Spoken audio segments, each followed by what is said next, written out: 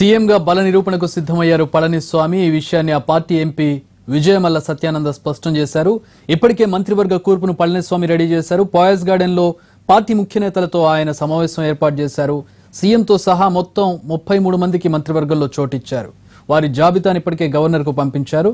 ఈ మంత్రివర్గ కూర్పులో శశికళ వర్గానికి పెద్దపీట వేసినట్లుగా తెలుస్తోంది. అయితే గతంలో మంత్రులుగా ఉన్న వారిలో చాలా మందికి తిరిగి అవకాశం ఇచ్చినట్లుగా తెలుస్తోంది. స్వల్ప మార్పులు మాత్రమే ఉండే అవకాశం ఉంది. తమిళనాడు ముఖ్యమంత్రిగా పళనిస్వామి సోమవారం బల నిరూపణకు సిద్ధమవుతున్నారు. పూర్తి వివరాలు మా ప్రతినిధి చంద్రశేఖర్ అందిస్తారు. చంద్రశేఖర్, ఒక చరమాంకంగా చూడొచ్చు దీన్ని హైడ్రామాకి, తమిళనాడు హైడ్రామాకి.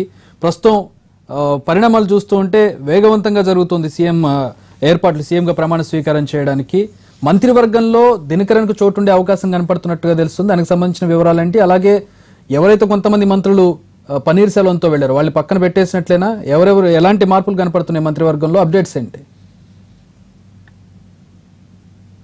కొన్ని రోజుల సస్పెన్స్ తర్వాత మొత్తానికి ఈరోజు తమిళనాడు సీఎం ఎవరనేది తేలిపోయింది. గవర్నర్ విద్యాసాగర్ రావు పళనిస్వామిని ప్రభుత్వం ఏర్పాటు చేయాలని ఆహ్వానించడంతో ఒక అంకం ముగిసింది. అలాగే 15 రోజుల్లోగా ప్రభుత్వానికి సంబంధించిన బల నిరూపణ పూర్తి చేసుకోవాలని కూడా గవర్నర్ డెడ్ లైన్ పెట్టడంతో ఆ కార్యక్రమాన్ని సాధ్యమంత త్వరగా పూర్తి చేయాలని నిర్ణయించిన పళనిస్వామి, అలాగే ఆ పార్టీ ముఖ్య నేతలందరూ కూడా సాధ్యమైన త్వరగా అంటే సోమవారమే ఈ కార్యక్రమాన్ని పూర్తి చేసుకొని ప్రభుత్వ పాలనను సాఫీగా సాగించాలన్న ఉద్దేశానికి వచ్చినట్టుగా తెలుస్తూ ఉంది. గవర్నర్ని కలిసిన తర్వాత నేరుగా పోయస్ గార్డెన్కి వెళ్లిన పళనిస్వామి ముఖ్య నాయకులు కేబినెట్ కూపు మీద చర్చించారు. పన్నీర్ సెల్వంతో పాటు పన్నీర్ సెల్వం వర్గంలోకి వెళ్లిన పాండీరాజన్తో పాటు మరొక 2 మంత్రులను కేబినెట్ నుంచి తొలగించేశారు. ఇప్పటికే వాళ్ళందరినీ కూడా పార్టీ నుంచి శశికళ బహిష్కరించిన నేపథ్యంలో వాళ్ళతో ఎటువంటి సంబంధాలు పార్టీకి లేని నేపథ్యంలో వాళ్ళు వ్యతిరేక వర్గంగా మారిన తరుణంలో వాళ్ళని కేబినెట్ నుంచి తొలగించి వారి స్థానంలో 2-3 చేర్చుకున్నట్టు తెలుస్తోంది. తమిళనాడులో 232 స్థానాలు అసెంబ్లీకి ఉండగా 15% మంది మాత్రమే కేబినెట్లో చేరడానికి అవకాశం ఉంది.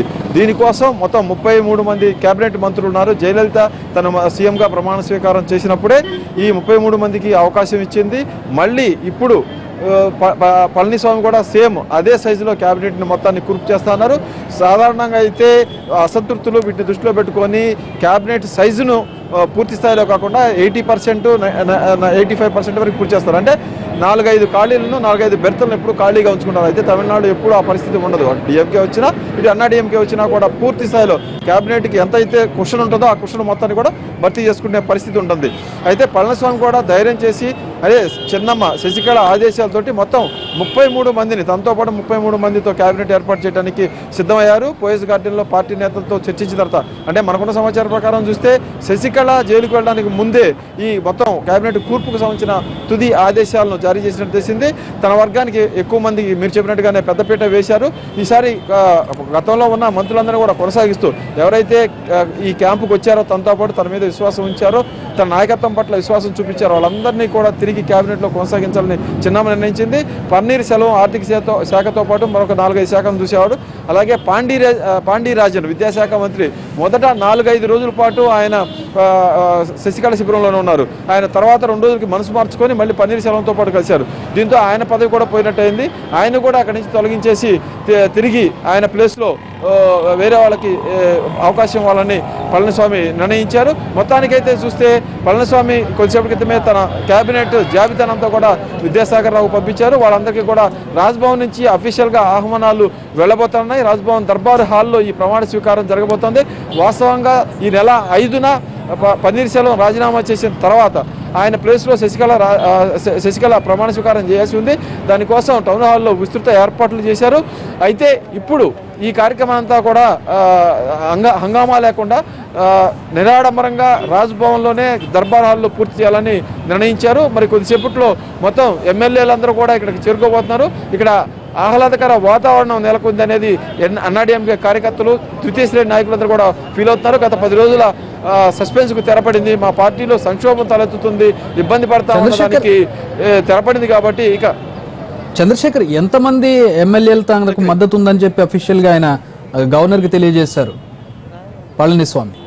124 మంది ఎమ్మెల్యేలకు మద్దతు ఉన్నట్టు గత వారం రోజుల నుంచి కూడా వీళ్ళు చెప్తున్నారు. రాత్రి కూడా 124 మంది ఎమ్మెల్యేలకు సంబంధించిన జాబితాను వాళ్ళు వ్యక్తిగతంగా వాళ్ళ లెటర్ హెడ్ల మీద మేము శాసనసభాపక్ష నేతగా పళనిస్వామిని ఎన్నుకున్నాము, ఆయన్ని ముఖ్యమంత్రిగా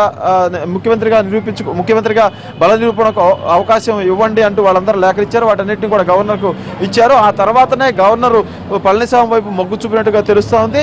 అయితే పన్నీర్ సెల్వం తనకు బల నిరూపణ చేసే అవకాశం ఇవ్వాలని కోరినప్పటికీ ఎమ్మెల్యేల సంతకాలతో పాటు ఎమ్మెల్యేలు స్వయంగా వాళ్ళ లెటర్ హెడ్ల మీద ఇచ్చిన వివరాలను దృష్టిలో పెట్టుకున్న విద్యాసాగర్ రావు పళనిస్వామి వైపే మొగ్గు చూపడంతో కథ సుఖాంతమైంది. అయితే రెండు శిబిరాలు పార్టీలో ఉండటం, రెండు పక్కల కూడా సీనియర్ నాయకులు ఉండటంతో ఎక్కువ రోజులు ఈ బల నిరూపణ ప్రక్రియను కొనసాగించడం ఏమాత్రం రాజకీయంగా సరైన వ్యూహము, సరైన ఎత్తుగడ కాదు. కాబట్టి సాధ్యమైనంత త్వరగానే ఈ బల నిరూపణ కార్యక్రమాన్ని పూర్తి చేసుకోవాలనేది పళనిస్వామి వర్గం భావిస్తూ ఉంది. అందుకోసమే వీలైన త్వరగా వీలుంటే 2-3 రోజుల్లోనే ఈ కార్యక్రమాన్ని పూర్తి చేసుకునే ఆలోచన కూడా ఉంది. అయితే సోమవారాన్ని పళనిస్వామి వర్గం డెడ్ లైన్గా పెట్టుకుంది. కుదిరితే ఈ 2 రోజులు, లేకపోతే సోమవారం నాడు అసెంబ్లీని సమావేశపరిచి అసెంబ్లీలోనే బల నిరూపణకు పళనిస్వామి వర్గం సిద్ధమవుతా ఉంది. Thanks for the